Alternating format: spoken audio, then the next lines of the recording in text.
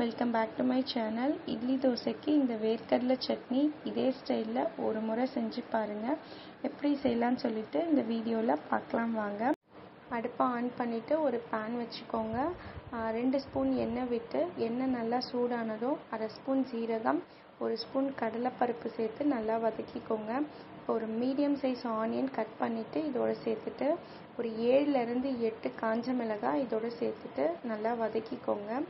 வதங்கினதும் ஒரு பச்சை மிளகாய் இதோடு சேர்த்துக்கோங்க. பச்சை மிளகாய் உங்கள் காரத்துக்கு ஏற்றா போல் போட்டுக்கோங்க. இப்போ கொஞ்சம் கருவேப்பிலை சேர்த்துக்கோங்க. எந்த சட்னி செய்கிறதா இருந்தாலும் கொஞ்சம் கருவேப்பிலை இது மாதிரி சேர்த்துட்டு பண்ணுங்கள், ரொம்ப டேஸ்டியாக இருக்கும்.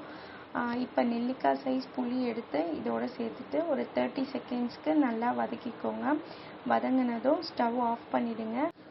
இப்போ 1 கப் அளவுக்கு வேர்க்கடலை இதோடு சேர்த்துட்டு கலந்து விட்டுட்டு ஒரு 6-7 ஸ்லைஸ் தேங்காய் சேர்த்து சூடு ஃபுல்லாக ஆறுனதும் ஒரு மிக்ஸி ஜாரில் சேர்த்துட்டு இந்த சட்னிக்கு தேவையான அளவு உப்பு போட்டுக்கோங்க. உப்பு போட்டுட்டு ஒரு 1/2 கிளாஸ் தண்ணி சேர்த்துட்டு நல்லா அரைச்சி எடுத்துக்கோங்க.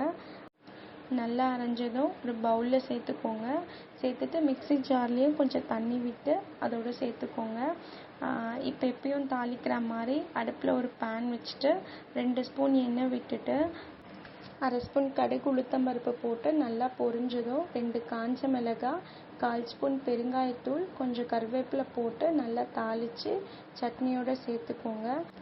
இதே மாதிரி ஒரு முறை செஞ்சு பாருங்கள். செஞ்சு பார்த்துட்டு உங்களுக்கு பிடிச்சிருந்தா என்னோடய சேனலை சப்ஸ்கிரைப் பண்ணிக்கோங்க. என்னோடய சேனலில் இருக்க அதர் வீடியோஸ் போய் பாருங்கள். நோட்டிஃபிகேஷன் பெல் ஐக்கானை ஆன் பண்ணிக்கோங்க. அப்போ தான் நான் போடுற வீடியோஸ் நெக்ஸ்ட் உங்களுக்கு வரும்.